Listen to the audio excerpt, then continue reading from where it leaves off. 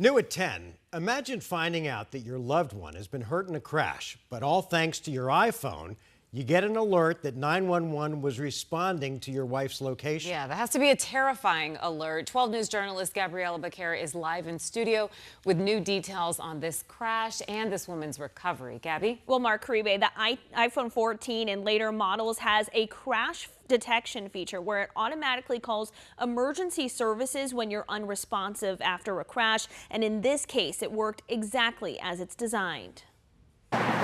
She's just a broken mess. Broken bones, bruises, and a concussion. Renee Hoffman has a long list of injuries. She doesn't know that she's got rods in her legs, but she kind of is aware. She's very heavily sedated. She's been in the hospital since last Friday after she was hit head-on by another driver. Her husband, James Hoffman, found out instantly. I get this iPhone alert message that the car's been in an accident.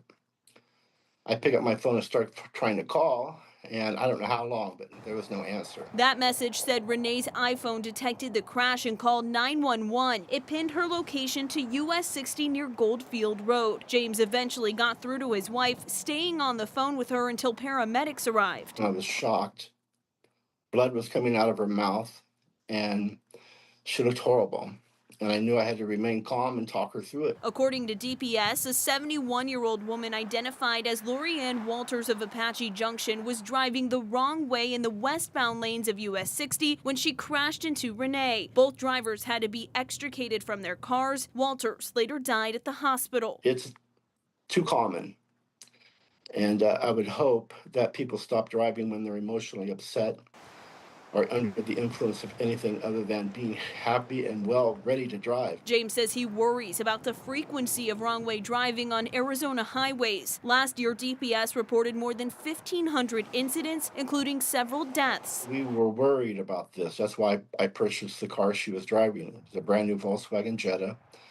And I used to work at a wrecking yard. I know they're very hard to destroy. And I said, you might be broken, but you'll live. James says the car was destroyed in the crash, but he believes it kept his wife safe. It did its job. It saved her life.